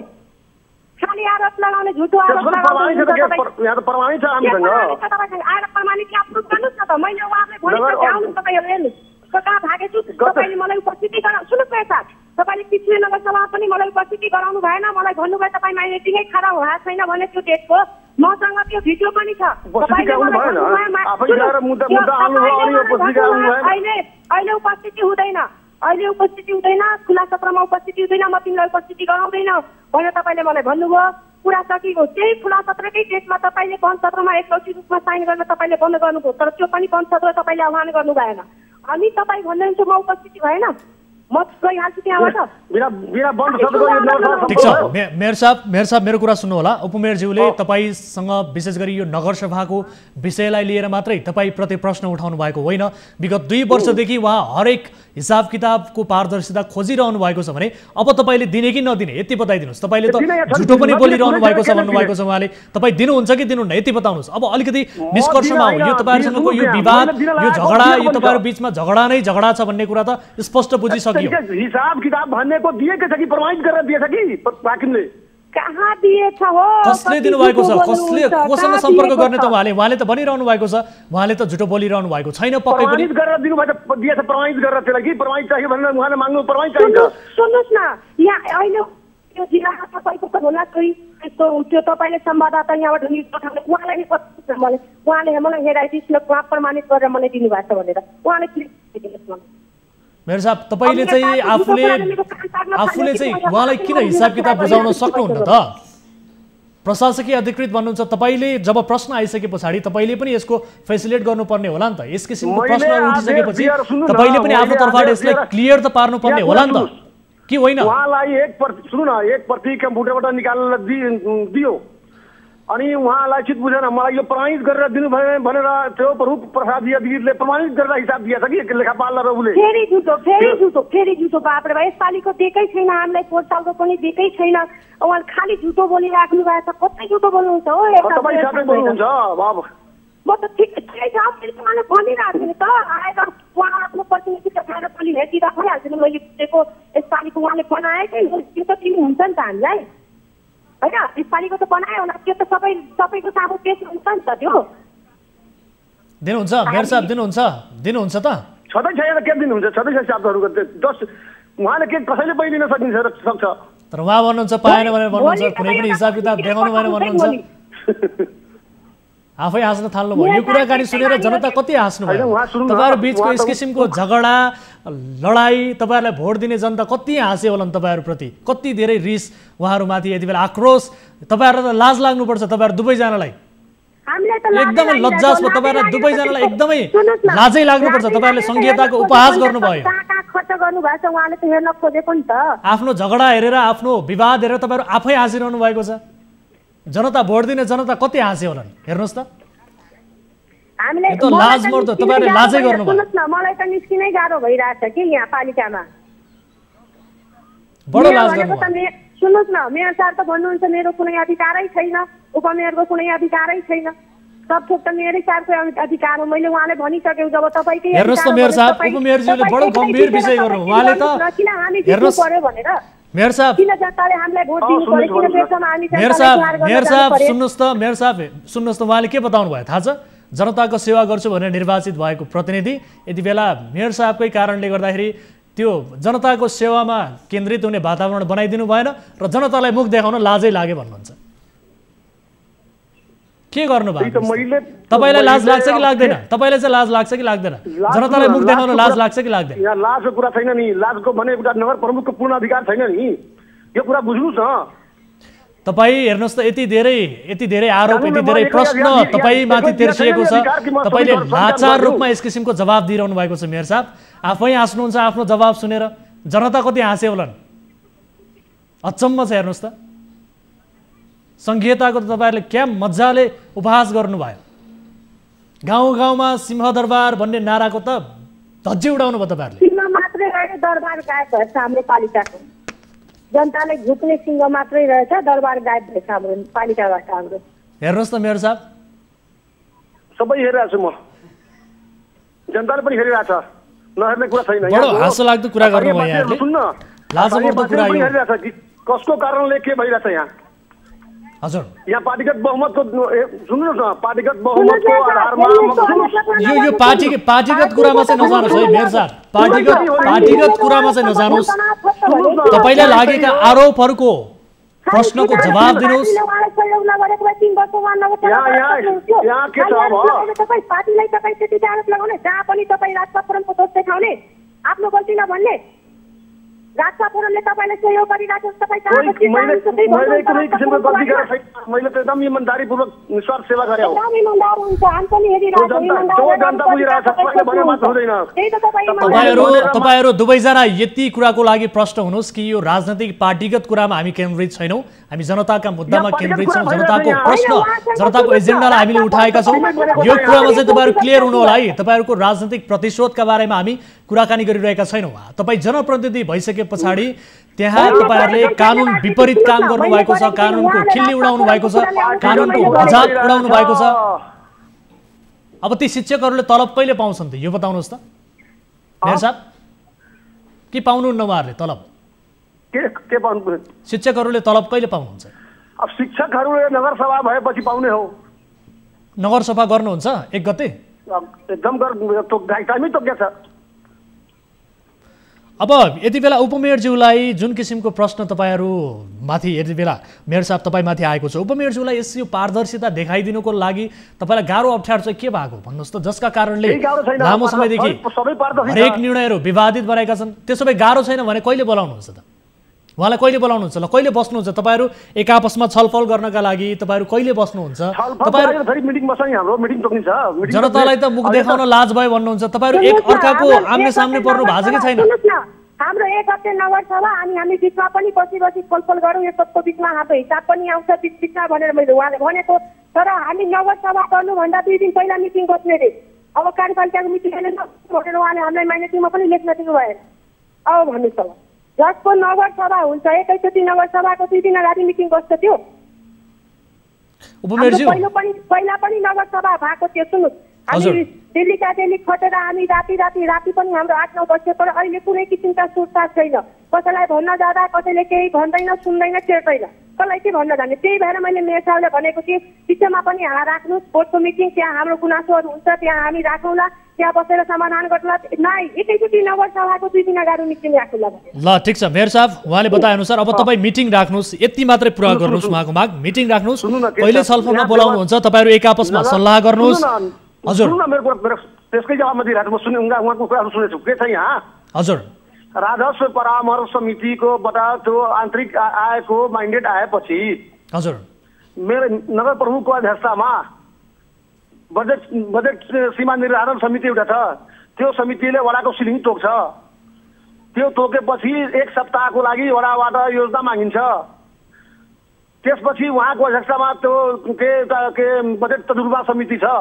त्यसको निर्णय पछि नगर त्यो कार्यपालिका बैठक हुन्छ। त्यो कार्यपालिकामा अन्तिम त्यो सबै आय व्ययहरू अन्तिम कार्यपालिका हुन्छ। कार्यपालिकाले निर्णय गरेपछि त्यो नगरसभामा पेश हुन्छ। अनि त्यो नगरसभा 1 गते छ नि, 1 देखि 15 दिनसम्मको टाइम हुन्छ छलफलको लागि, छलफलको डिस्कस गर्ने के कमी भएछ, के गर्नुपर्ने छ। अनि त्यसपछि त्यही 15 दिनभित्र डिस्कस गरेर अन्तिम फाइनल डिसिजन दिन्छ। हजुर तपाईँलाई नियम त बडो गजबले थाहा रहेछ। प्रक्रियाको बारेमा त तपाईँले शर्ती भनिदिनु भयो, कण्ठस्थ रहेछ। तर व्यवहार त तपाईँले एक कुरा पनि उतार्नु भएको छैन, उल्टै नियम उल्लङ्घन गरेको आरोप तपाईँमाथि छ मेयर साहब। हेर्नुहोस् त यस्तो लज्जा। सुन्नु न, हामीले त नियम अनुसार जाने हो। खै त तपाईँ नियम अनुसार कहाँ जानुभयो त? तपाईँलाई म सुनाउँछु, यहाँ सुन्नुहोस्। स्थानीय सरकार सञ्चालन ऐन 2074 मा आर्थिक वर्षको असार 10 गते भित्र सबै स्थानीय तहको परिषद सम्पन्न गरेर प्रस्तुत बजेट अनुसार मसान्तभित्र बहुमत सदस्यबाट पारित गर्नुपर्ने प्रावधान रहेको छ। यो प्रावधानलाई तपाईँहरूले व्यवहार त कार्यान्वयन गर्नुभएको छ त? अब त्यही त अब भन्नुहुन्छ तलब उहाँको आरोप त सुन्नुभयो। तर उहाँले यो 14 गतेसम्म यो असो 14 गते त्यो राजस्व परामर्श समितिको फाइनल डिसिजन दिनुभयो किन? सुन्नुहोस् न,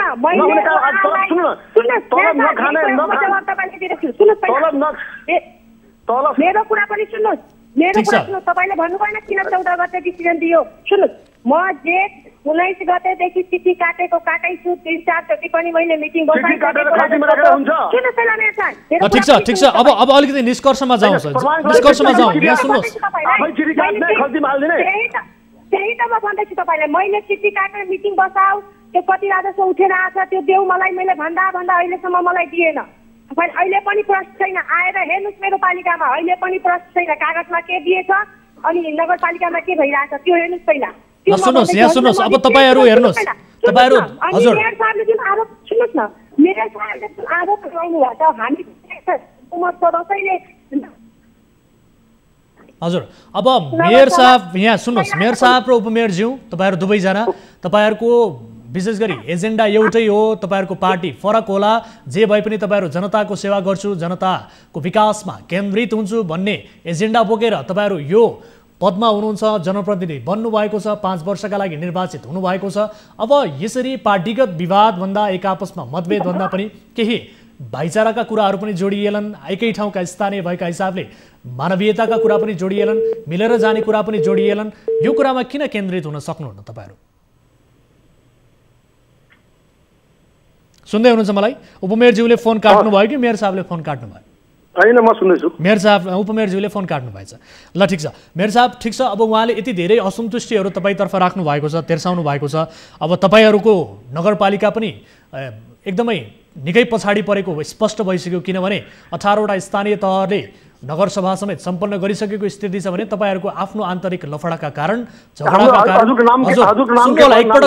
एकपटक मेरो कुरालाई सुन्नुस् अब यो झगडा लफडालाई लम्ब्याउनु भन्दा पनि यहाँहरु मिलेर डिसिजन गर्नुस् मिलेर सरसल्लाह गर्नुस् जनताको मुद्दामा केन्द्रित हुनुस् हामीले पनि यही चाहने हो र जनताले पनि यही नै चाहेका छन् अब चौथो वर्षमा यहाँहरुको कार्यकाल प्रवेश गरेको छ मात्र केही समय बाँकी छ तपाईहरु आफै विवेकले निर्णय गर्नुस् मनमा हात राखेर तपाईहरु सोच्नुस् अब यो 5 वर्षको अवधिलाई तपाईहरुले यतिकै एक आपसमा झगडा गरेर नै बिताउने हो वा अथवा जनताका अगाडि कसम खाएको शपथ खाएको विषयलाई पनि तपाईहरु सोचेर त्यसमा पनि केन्द्रित हुने हो यो मनमा हात राखेर सोच्नु होला र उहाँलाई अब छलफलका लागि तपाई बोलाउनु होला र त्यसपछि उहाँको असन्तुष्टिहरू पनि क्लियर गर्नु होला तपाईले गर्नुपर्छ तपाईको दायित्व हो किनभने नगरको अभिभावक तपाई हो गर्नुहुन्छ अब म पहिला पनि गरेको यो अहिले पनि गर्छु उहाँ आफै भाग्नुहुन्छ कि गएर त्यसमा मिटिङमा हजुर गर्नुहुन्छ अब उहाँलाई बोलाउनुहुन्छ त छलफलका लागि यति कुरा बताइदिनुस् न तपाईहरु मिलेर जानुहुन्छ कि यसरी नै झगडा गर्नुहुन्छ हाम्रो कन्सर्न यति मात्रै हो नबोलाइकन निर्णय कसरी हुन्छ बोलाउनुहुन्छ कहिले बोलाउनुहुन्छ उपमेयरज्यू सुन्दै हुनुहुन्छ अब मलाई सुन्नुस् न मेरो बिना उपस्थितिमा उहाँले नगरै सभा गर्नुभयो म तपाईलाई मैले भने नि मसँग रेकर्डिङ पनि छ भिडियो उहाँसँग म मागिरहेको छु मेयर साहब मलाई माइनेटिङ दिनु मलाई उपस्थिति हुनु छ नगर सभाको खुला सत्रमा तर उहाँले मलाई दिनु भएन भन्नुभयो माइनेटिङै छैन कहाँबाट तिमीलाई दिउँ म तिमीलाई दिदिन म माइनेटिङ जाऊ भनेर मसँग भिडियो नै छ त्यो के अब यो भन्दा बढी प्रुफमा तपाईलाई के भन्नुस् त तपाई अब तपाईहरुको व्यक्तिगत विसङ्गति बारे त जनताले थाहा पाइसके तपाईहरुको नगरपालिका कसरी चलिरहेको छ यो यसबारे त स्पष्ट रूपमा तपाईहरु दुवैबाट खुलस्त भइसकेको छ उहाँले पेपर टासेर एकलौटी रूपमा उहाँले पञ्चत्र गर्नुभयो उहाँले नै साइन एक्लै गरेर पञ्चत्र गर्नुभयो पञ्चत्र अहिलेसम्म गर्नु भएको छैन अहिलेसम्म पञ्चत्र गर्नको लागि कुनै सदस्यलाई बोलाउनु भएको छैन उहाँले एक्लै रूपमा उहाँले आफै माइनेटिङ साइन गरेर पञ्चत्र गरिदिनु भयो उहाँले मेयर साहब अब अन्तिममा यो बताइदिनुस् तपाईहरुसँगको यो कुराकानी लम्ब्याएर केही फाइदा हुनेवाला पनि छैन किनभने तपाईहरुले कसरी तपाईहरुको नगरपालिका चलाइरहनु भएको छ कसरी स्थानीय जनताको भोटको तपाईहरुले त्यसलाई केन्द्रित गरेर काम गरिरहनु भएको छ तपाईहरुको नेतृत्वबाट जनताले के पाइरहेका छन् तपाईहरुलाई निर्वाचित गराएर जनताहरु यति बेला पक्कै पनि पछुताइरहेका छन् भन्ने कुरा तपाईहरुले स्पष्ट पारिदिसक्नु भएको छ तपाईहरुलाई जिताउने भोट दिने जनता पनि यति बेला पक्कै पनि पुरपुरोमा हात लाएर बसिरहेका छन् भन्ने कुरा तपाईहरुको जवाफले स्पष्ट भइसकेको छ अब यो बताउनुस् मेयर साहब तपाई एकलौटी रूपमा यो निर्णय गर्न बन्द गर्नुहुन्छ कि गर्नुहुन्न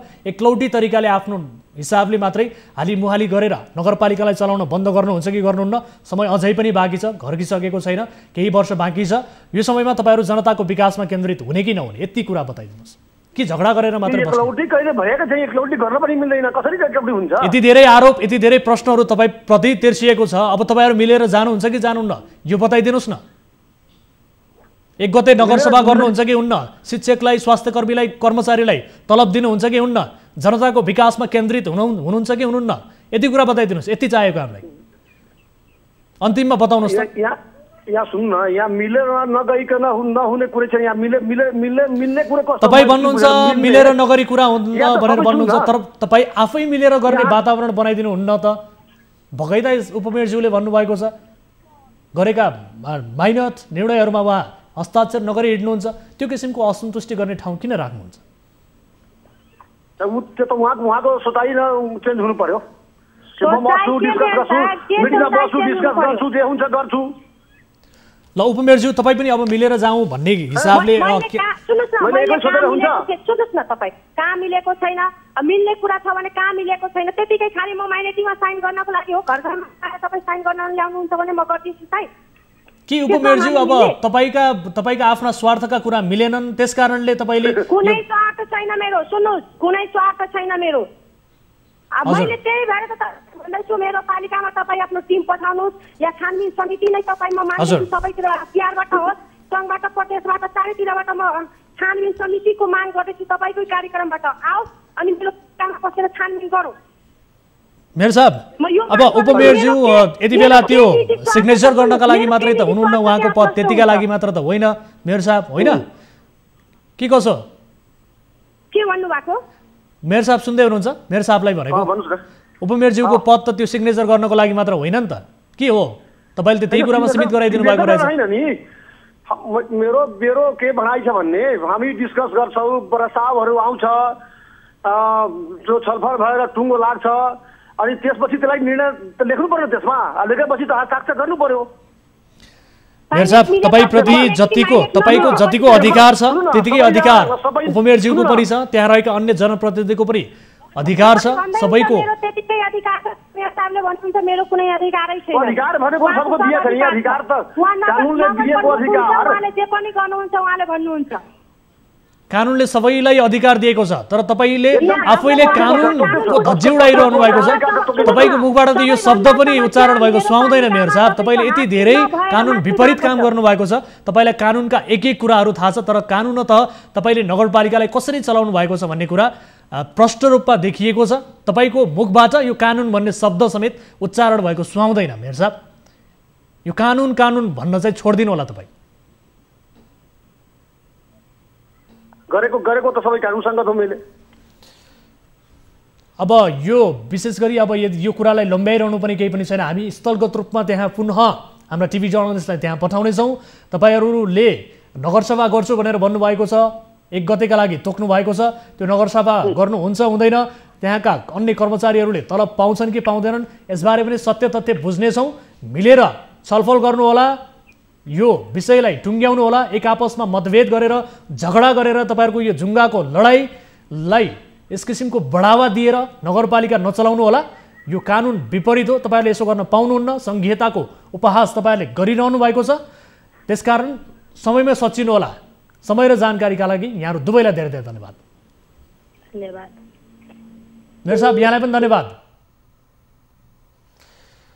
दर्शकहरु यस किसिमको कुराकानी हामीले यहाँहरु समक्ष प्रस्तुत गर्यौं विशेष गरी यो रौतहटको राजदेवी नगरपालिकाका मेयर र उपमेयरसँग गरिएको कुराकानी उहाँहरुको कुराकानीबाट पनि यति बेला धेरै आम दर्शक महानुभावहरु हाँस्नु पनि भयो होला र सँगसँगै थुप्रै दर्शकहरु आक्रोशित समेत हुनुभयो होला र राजदेवी नगरपालिकाका स्थानीय त यति बेला पुरपुरोमा हात समेत लागिरहनु भएको होला किनभने धेरै कुराहरुको अपेक्षा गरेर ती जनप्रतिनिधिहरुलाई त्यहाँसम्म पुर्याइयो भोट दिइयो निर्वाचित गराइयो 5 वर्षका लागि तर चौथो वर्षमा प्रवेश गर्दा समेत उहाँहरु यति बेला आफ्नै विभिन्न किसिमका विवादमा मतभेदमा रुमल्लिरहनु भएको स्थिति छ जसका कारण स्थानीयले अपेक्षा गरेको देखेको सपनाहरु पूरा हुन सकेको छैन विकास निर्माणका कामहरु त्यत्तिकै अलपत्र परेको स्थिति छ काम गर्ने कर्मचारीहरूले तलब पाएका छैनन् शिक्षकहरू असन्तुष्ट बनेका छन् यो विषम परिस्थितिमा काम गर्ने स्वास्थ्य कर्मीहरूले पनि तलब पाएको स्थिति छैन उहाँहरुको घर यति बेला गुजारा कसरी चलिरहेको छ त्यसतर्फ पनि त्यहाँका जनप्रतिनिधिलाई केही मतलबै छैन यो अत्यन्त लज्जास्पद विषय हो र यो संघीयताको उपहास बाहेक अरु केही पनि होइन यो विषयलाई पक्कै पनि आगामी कार्यक्रममा फलो गर्नेछौँ भन्दै अब आजको अर्को विषयतर्फ यहाँहरुको ध्यान आकर्षण गराउन चाहन्छौँ विशेष गरी पत्रकारमाथि ज्यादती गरेको विषय रहेको छ यो विषयलाई हामीले हिजोको कार्यक्रममा समेत समावेश गर्ने कोसिस गरेका थियौं तर समय अभावका कारणले रिपोर्ट यहाँहरु समक्ष प्रस्तुत गर्न सकेका थिएनौं मालपोत नापी जस्ता जनताका प्रत्यक्ष सरोकार रहने क्षेत्र भ्रष्टाचारको अखडा हुने गरेको छ धेरै गुनासो यस्ता कार्यालयहरूमा जनतासँग प्रत्यक्ष अप्रत्यक्ष रकम माग्ने गरेको गुनासो आउने गरेको छ। अख्तियार दुरुपयोग अनुसन्धान आयोग राष्ट्रिय सतर्कता केन्द्र मात्र होइन, कुनै पनि निकायको नजर यी कार्यालयहरूमा पर्ने गरेको छैन। चौथो अङ्गको अन्तर्राष्ट्रिय मान्यता पाएको सञ्चार माध्यमले बेला बखत भ्रष्टाचारको उत्खनन गर्ने गर्छन्, तर यसलाई सरकारवाला निकायहरूले चासो दिने गरेका छैनन्। एउटा यस्तै घटना झापाको दमकमा भएको छ। दमकमा रहेको मालपोत कार्यालयमा घुस लेनदेन भइरहेको न्युज सङ्कलन गर्न पुगेका स्थानीय पत्रकार खगेन्द्र घिमिरेलाई त्यहाँका कर्मचारीले कुटपिट्ने गरेका छन्। उनकै गुनासोका आधारमा तयार पारिएको यो रिपोर्ट हेर्नुहोस्।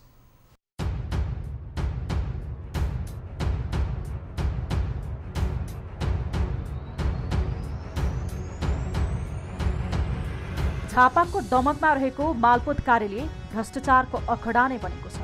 यहाँ मात्र होइन, देशका अधिकांश मालपोत तथा नापी कार्यालयहरूमा लेनदेन सामान्य जस्तै हुने गरेको छ।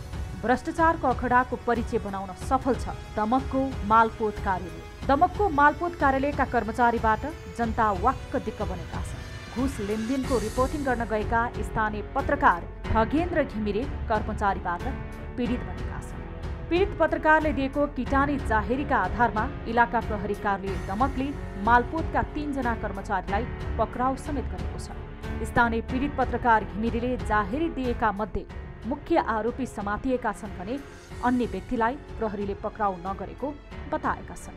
यसअघि जग्गा रोका गर्न जाँदा मालपोतका कर्मचारी खरिदार इन्द्र राजवंशीले आनाकानी गरेर घुस मागेको खबर आएपछि स्थानीय पत्रकार घिमिरे भिडियो खिच्न मालपोत पुगेका थिए। त्यसक्रममा 5000 घुस सेवाग्राहीले राजवंशीलाई बुझाएका थिए। यस्तै भिडियो खिच्दै गर्दा घुस लिने व्यक्ति राजवंशीले भिडियो खिचेको चाल पाएर अन्य कर्मचारी बोलाएर आफूलाई कुटपिट गरेको घिमिरेको आरोप छ। यस्तै समाचार सङ्कलनका लागि गएका पत्रकारमाथि भएको आरोपको निन्दा गर्दै पत्रकार महासङ्घ झापा शाखाले प्रेस विज्ञप्ति समेत जारी गरेको छ भने पत्रकार कुटपिट प्रकरणका दोषीलाई तत्काल कडाभन्दा कडा कारवाही गर्न समेत माग गरेको छ।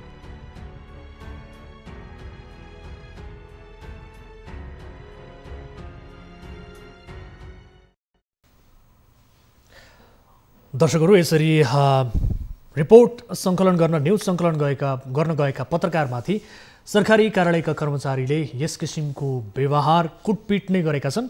यस विषयमा हामी थप जानकारी लिने कोसिस गरिरहेका छौँ। यति बेला हामीसँग सम्पर्कमा आउने कोसिसमा हुनुहुन्छ जो पत्रकार हुनुहुन्छ खगेन्द्र घिमिरे, उहाँसँग कुराकानी गर्छौँ र सँगसँगै अन्य स्थानीयसँग पनि कुराकानी गर्छौँ र यो घटनालाई लिएर अहिले कसरी अनुसन्धान भइरहेको छ यसबारे पनि कुराकानी गर्छौँ, किनभने धेरै सम्बन्धित निकायबाट यसको घोर भर्त्सना पनि गरिएको छ। पत्रकार महासङ्घ जिल्ला कार्यालय जिल्ला झापाले पनि विशेष गरी यसको भर्त्सना गरेको छ भने अन्य धेरै निकायबाट विज्ञप्ति मार्फत यसको विरोध समेत गरिएको छ। यस बेला हामीसँग जोडिनु भएको छ खगेन्द्र घिमिरे जो पत्रकार हुनुहुन्छ।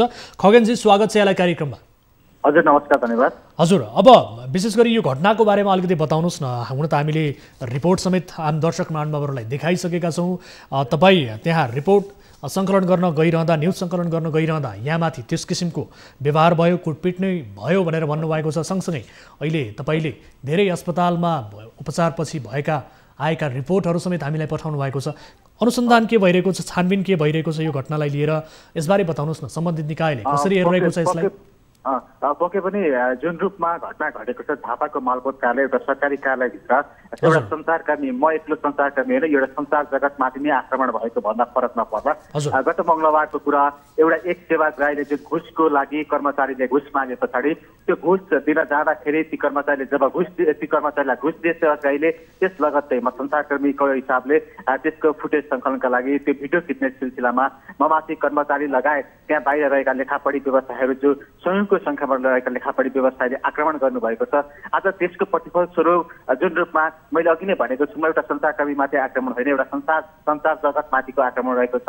यसप्रति पत्रकार महासङ्घ लगायत सबैले आपत्ति जनाइरहेको छ। तर अहिलेसम्म ठिक छ खगेन्द्रजी, एकैछिन होल्डमा रहनु होला, हामी तपाईँसँग कुराकानी गर्छौँ। यति बेला हामीसँग मालपोत कार्यालय दमक झापाका प्रमुख तारणा दङ्गाल प्रत्यक्ष टेलिफोन सम्पर्कमा जोडिनु भएको छ। दङ्गाल सर, स्वागत छ यहाँलाई कार्यक्रममा। धन्यवाद। हजुर, अब गत मङ्गलबारको कुरा, एक पत्रकारमाथि कुटपिट भयो, कर्मचारीले कुटपिट गरे। यो घटनालाई लिएर तपाईँहरूले कसरी हेरिरहनु भएको छ? कार्यालयमा बकैदा निर्वाध रूपमा घुस चलिरहेको छ, घुस लिएर काम गरिरहेका छन्, के हेरेर बसिरहनु भएको छ? कार्यालय त बडो घुसको अखडा भएको छ, त्यसमाथि तिनै कर्मचारी एकदमै बलशाली बनेर पत्रकारमाथि हातपात गर्छन्। त्यस सम्बन्धमा हामीले प्रेस विज्ञप्ति पनि जारी गरेका छौँ, यसमा दुःख व्यक्त गरेका छौँ। हामीलाई त्यस दिन 16 गते 4 बजे लगभगको घटना हो यो।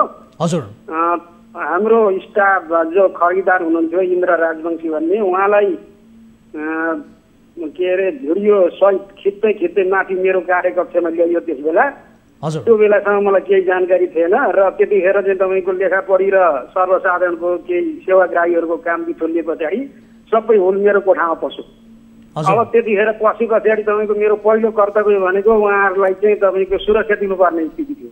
मैले त्यहाँबाट फोन गरेँ सूर्य साहबलाई, त्यहाँबाट केही बुझिएन। म बाहिर निस्किँदा प्रमुखज्यू, यति मात्र होइन, यहाँ सुन्नुहोस्, पत्रकारले मात्र लगाएको आरोप होइन, त्यहाँ मालपोत कार्यालयको गेट बन्द गरिन्थ्यो तर बिचौलियाको काम भक्काभक मजाले निर्वाध रूपमा हुन्थ्यो। यस किसिमको जानकारी पनि हामीलाई प्राप्त भएको छ। तपाईँलाई त्यहाँ घुसको सिटिङमा काम हुन्छ, बिचौलियाले काम गर्छन् भन्ने बारेमा तपाईँलाई यसबारे अगाडि यसअघि जानकारी थियो कि थिएन सर? सुन्नुहोस्, आज पनि शनिबार पनि म तपाईँको मेरो 5 जना स्टाफले काम गरिरहेका छन्, म पनि काम गरेर आएको। तपाईँको त मालपोतमा त्यस्तो केही पनि यस्तो हुँदैन। हेर्नुहोस्, तपाईँहरूले सोचे जस्तो पिचौलिया त्यस्तो हुन्न। शनिबारको दिन मेरा स्टाफ अहिले पनि काम गरिरहेका छन्, तपाईँको 5 जना स्टाफ।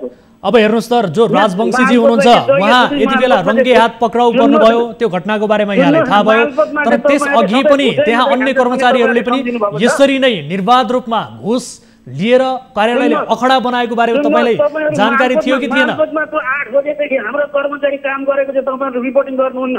4 बजे पछाडि तपाईँको 1-1.5 घण्टा उतासम्म काम गरेको रिपोर्टिङ गर्नुहुन्न। तपाईँ हेर्नुहोस्, तपाईँ हेर्नुहोस्, टेलिभिजन हेर्नु होला, न्युज 24 ले राम्रो कामको जहिले पनि प्रशंसा गरेको छ, तर यस किसिमका तपाईँका कर्मचारीलाई तपाईँले यसरी ढाकछोप गर्न पाउनुहुन्न। हेर्नुहोस्, हाम्रो कर्मचारीले त 8 बजेदेखि काम गरेको, तेरो अफिसमा 4 जना मालपोत अधिकृतमा एउटा पनि छैन, कसरी कहिले काम गर्दैछस् भनेर कहिले यहाँ सोधनी भएको छ?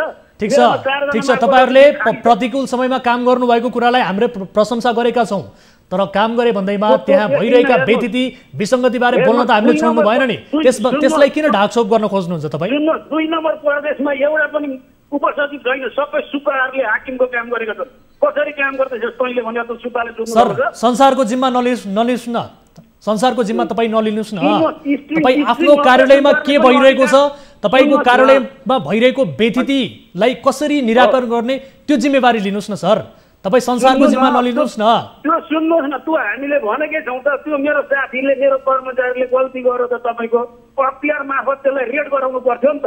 नभएको कानुन प्रयोग गर्ने हो त सर। यो सामान्य घटना हो त, सामान्य घटना हो त। सीसी क्यामेरा बन्द गरेर पत्रकारमाथि कुटपिट भएको छ, नियत बस कुटपिट भएको छ। त्यो मैले सचेत जानकारी त्यसको हुनुपर्छ भनेर मैले आधिकारिक निकायमा सम्बन्ध। अहिलेसम्म के जानकारी पाउनु भयो त सर? यति धेरै दिन भइसक्यो घटना भएको, के जानकारी पाउनु? सुन्नु न, मैले प्रारम्भिक रूपमा के जानकारी छ यो बताउनुहोस् त। त्यो सीसीटीभी कसरी बन्द भयो, किन उमाथि हातपात भयो, त्यसको पनि तपाईँको सत्य तथ्य विवरण आउनुपर्छ, कारवाही हुनुपर्छ दोषीमाथि भनेर मैले त भनिरहेको छु त। मैले भनिरहेको छु त्यो राम्रो घटना भयो भनेर मैले। जङ्गाल सर, एकैछिन होल्डमा रहनुहोला। जो पत्रकार माथि कुटपिट गरियो उहाँ हाम्रो प्रत्यक्ष टेलिफोन सम्पर्कमा हुनुहुन्छ। खगेन्द्रजी सुन्दै हुनुहुन्छ? अब यति बेला प्रमुखज्यूको जुन जवाफ आयो यसलाई लिएर कतिको सन्तुष्ट हुनुहुन्छ तपाईँ? पक्कै पनि प्रमुख सर, तारानाथ सर जुन बोलिरहँदाखेरि नि हामीलाई लाग्छ कि तारानाथ सर यति मजाले आफ्ना कर्मचारीको बचाउ गरिरहनु भएको छ। एउटा कर्मचारीले घुस खाइरहँदाखेरि आफू मुख दर्शक भएर बसिरहने अनि सीसी क्यामेरा बन्द भएर एउटा सञ्चारकर्मीमाथि स्वयंले आक्रमण गरिरहँदाखेरि त्यो बेला उहाँ किन बोल्नु भएन, किन मौन रहनु भएन? तपाईँ बोल्दै गर्दा तपाईँले जति बोल्नुभयो म त्यति कुरा सुनिरहेको छु। तपाईँको कार्यालयभित्र म एउटा सञ्चारकर्मी कुटिरहँदाखेरि स्वयंले कुटिरहँदाखेरि तपाईँ मौन रहनु। त्यति मात्र मेरो कुरा सुन्नुहोस्, हाम्रो पनि केही कुरा सुन्नुहोस्। तपाईँले हिजो निकालिएको विज्ञप्तिमा भनिएको, गरिएको, देखिएको, भनिएको भन्ने जस्ता शब्द प्रयोग गरेर निकाल्नु भएको छ। त्यसले गर्दा तपाईँले आफ्नो कर्मचारीलाई जोगाइराख्नु भएको छ। यो स्पष्ट रूपले देखिन्छ। तपाईँले देखिरहनु भएको छ कुटेको, भनिएको छ, देखिएको छ जस्ता शब्द प्रयोग गरिरहनु भएको छ भने तपाईँको कार्यालयभित्रको घुसखोरीको कसले पर्दाफास गर्ने? अख्तियारले पर्दाफास गर्ने भनेर अख्तियारले मात्र पर्दाफास गर्ने जिम्मा लिएको छैन, हामी संस्थाकर्मीले पनि लिएका छौँ। तपाईँ आफ्नो कर्मचारी अधिकार छैन, त्यो हाम्रो कर्मचारीले खान तलासी गर्ने तपाईँलाई अधिकार छैन। सुन्नुभयो?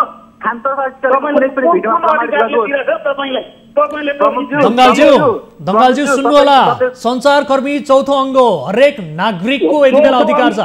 आफ्नो समाजमा व्यतिथि विसङ्गति विरुद्ध हरेक नागरिकको अधिकार छ। संविधानले अधिकार दिएको छ। पत्रकार त्यसमाथि चौथो अङ्ग हो। यति कुरा सुन्नु होला। दङ्गाल सर तपाईँले भन्नुभयो नि, दङ्गाल सर तपाईँले भन्नुभयो देशभरका कर्मचारीले, सरकारी कर्मचारीले यति बेला प्रतिकूल समयमा काम गरे भनेर तपाईँले भन्नुभयो। त्यसै गरी यो प्रतिकूल समयमा पनि पत्रकार पनि फ्रन्ट लाइनमा बसेर काम गरेका छन् सर। त्यो कुरा नबिर्सनुहोस्, त्यो कुरा नबिर्सनुहोस् तपाईँ। त्यो ठिक छ, त्यो गरेको छ, त्यो मैले भनिरहेको छु त। अनि तपाईँको कार्यालयमा भएको व्यतिथि विसङ्गति बारे त्यसलाई उठाउन खोज्दा त्यसलाई हेरेर बस्नुपर्ने हो। घुस खाएको कुरालाई सहेर बस्नुपर्ने हो, हेरेर बस्नुपर्ने हो पत्रकारले। हामी अख्तियारमा के प्रमाणसँग लगेर कारवाही गरौँ न? मैले त त्यसमा त भनिरहेको छु। प्रमुखज्यू धारा सर, तपाईँ यति निजे हुन्छ, एउटा कार्यालय प्रमुख हुनुहुन्छ, यस्तो गैर जिम्मेदार जवाब दिइरहनु भएको छ भने तपाईँले जिम्मेदार के हो त? हामीलाई पनि बोल्न दिनुहोस्। तपाईँको कर्मचारीले घुस खाएर जब प्रमाणित भइसकेको अवस्था रहेको थियो, त्यो कर्मचारीलाई तपाईँले कार्यालयमा राखेर उहाँको गोजीमा पैसा छ छैन हेर्न सक्नुहुने अवस्था थियो। तर कर्मचारीले मोबाइल स्विच अफ गरेर भागो, त्यति बेलासम्म तपाईँ मौन हुनुहुन्थ्यो। हामी कुटिँदा तपाईँ मौन हुनुहुन्थ्यो। फोन गरेर बोलाएको होइन, यो कुरा तपाईँले प्रमाणित नगरे हुन्छ। हामीले कुनै माध्यमबाट फोन गरेर बोलाएका हौँ। त्यतिखेर उसको खान तलासी गर्ने समय दङ्गाल सर भनेको थिएँ। तारा सर त्यति बेला पनि भनेको थिएँ यो हुल उज्यालाई रोक्नु, बसेर समय तरिकाले गरौँ।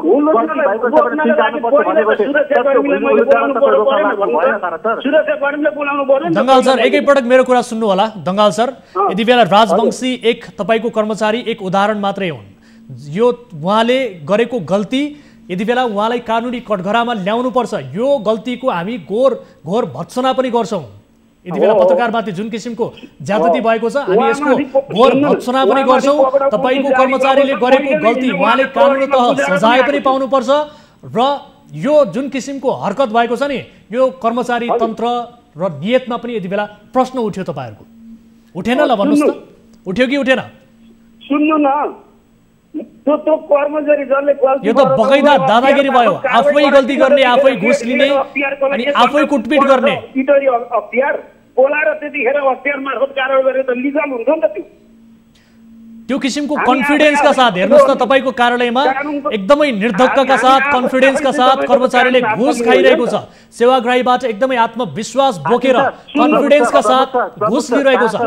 यो घटना पो यति बेला बाहिर आयो त। यस्ता नदेखिएका घटना, बाहिर नआएका घटना कति होलान् कति? खोजिरहेको छु। तपाईँको जवाब के? तपाईँको प्रश्न के थियो भने कार्यालय प्रमुखले कार्यालयभित्र प्रवेश गरेर एउटा संचारकर्मीले फोटो खिच्नका लागि अनुमति लिनुपर्छ भन्ने जुन तपाईँको प्रश्न रहेको थियो, त्यसप्रति हामी खण्डन गर्न चाहन्छौँ। तपाईँको भित्र घुस भनेको थिएँ कि कम्तीमा यो त्यो स्थिति घटना घटिसके पछाडि कम्तीमा मसँग आएर भनेको भए के समस्या छ तपाईँको अड्डामा, यस्तो यस्तो समस्या छ। प्रमुखज्यू तपाईँले त सोध्नु भएछ, पत्रकारलाई स्ट्रिङ अपरेसन गर्ने जिम्मा कसले दियो भनेर पनि सोध्नु भएछ। अब घुसको पनि तपाईँलाई सोधेर खिच्नु पर्ने हो त? कर्मचारीले घुस खाइरहेको उसलाई सोधेर खिच्नु पर्ने हो पत्रकारले? स्ट्रिङ अपरेसन अख्तियारले गर्ने हो। तपाईँलाई त्यो भिडियो बनाउनलाई कर्मचारीले घुस खाने हो त? त्यसो भए कर्मचारीले घुस खाने हो? सुन्नु न, कर्मचारीले घुस खाने हो?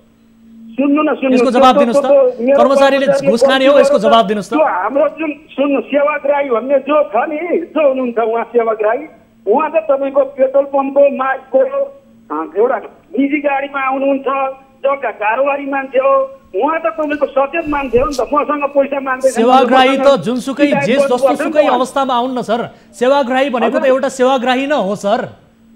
त्यही त, उहाँले मलाई पनि त चिन्नुहुन्छ। अनि तपाईँको कर्मचारीले माग्दैछ मलाई भनेर उहाँले कर्मचारीले घुस खाएको तपाईँ नहेर्ने, कर्मचारीले घुस खाएको तपाईँ नहेर्ने, सेवाग्राही कसरी आयो के आयो उसको आर्थिक अवस्थासम्म तपाईँ आफ्नो ध्यान आफ्नो विषय केन्द्रित गराउने सर। त्यो तपाईँको सरकारको विषय होइन नि। सेवाग्राही सेवा लिन आयो भने त जसरी पनि सेवा लिन आयो नि सर। सेवाग्राही त सेवा लिन आयो नि सर। सेवाग्राही एक सेवाग्राही मात्र न हो। तपाईँको त्यो कसैले उको त्यस्तो उको पैसा माग्यो भने त मसँग कार्यालय प्रमुखसँग आउने हो नि त उहाँ होइन। तपाईँ कार्यालय प्रमुख छ, तपाईँको गुनासो लिएर सेवाग्राही आउँदैन। जबकि तपाईँ कर्मचारीले घुस मागिरहेको छ भने तपाईँको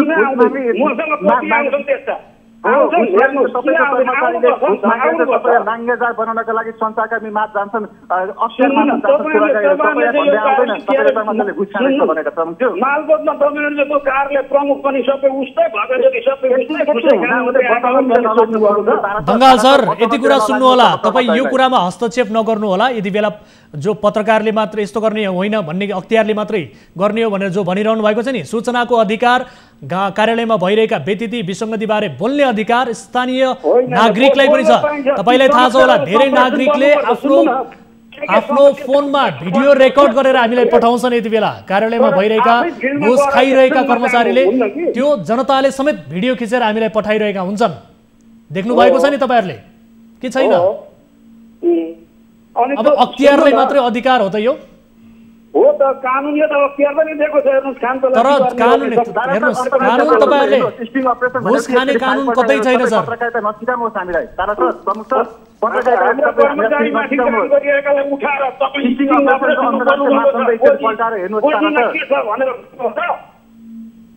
कर्मचारीको मनोबल किन छ के? त्यसरी होइन, अधिकार प्राप्त ठिक छ। अब यो ठिक छ, यो विषयलाई हामी फलो गर्नेछौँ। अब ती कर्मचारीलाई कानुनी कठघरामा पक्कै पनि ल्याउनु पर्छ। अब प्रहरीको हिरासतमा हुनुहुन्छ, कानुनी कारवाही सुरु भइसकेको छ होइन? हजुर, मैले के भनेको छु त तपाईँको, चोर दोषी छन् कार्यालयमा भइरहेका यस किसिमका अभिगतहरूलाई होइन, कार्यालयमाथि उठेका प्रश्नहरू, कार्यालयले जुन हिसाबले गइरहेको छ, कर्मचारी जसरी काम गरिरहेका छन्, जसरी घुस लिइरहेका छन्, जुन नियतमा कर्मचारी काम गरिरहेका छन् नि, यो सुध्रिन्छ कि सुध्रिन्न यो बताउनुहोस्। अन्तिममा यसलाई सुधार्नुहुन्छ कि हुन्न? किन सुधार्दिन? तपाईँको त्यो मेरा त्यो सेवाग्राहीको काम भएन भनेर अहिले पनि मेरा कर्मचारीहरू 5-6 जना अचानक रिपोर्टिङ गरेर काम गरिरहेका छन् सञ्चालन। कसैले ओकिदिएको छैन यहाँ। हस्, यो विषयलाई फलो गर्नेछौँ दङ्गाल सर, यो विषयलाई फलो गर्नेछौँ। समय र जानकारीका लागि धेरै धेरै धन्यवाद। र सँगसँगै हामी पत्रकार खगेन्द्र घिमिरेज्यूलाई पनि धेरै धेरै धन्यवाद दिन चाहन्छौँ। दर्शकवृन्द, यस विषयलाई लिएर हामी आगामी कार्यक्रममा पुनः फलो गर्नेछौँ। यति बेला ती घुस खाने कर्मचारी नियन्त्रणमा छन्, कानुनी कठघरामा छन्, उनलाई कडाभन्दा कडा कारबाही हुनुपर्छ। र पत्रकारमाथि भइरहेको यो किसिमको ज्यादती, यो किसिमको हमलाको हामी पनि घोर भर्त्सना गर्छौँ भन्दै आजका लागि कार्यक्रमको निर्धारित समय सकिएको छ। हामी निरन्तर न्युजमा छौँ। नमस्ते।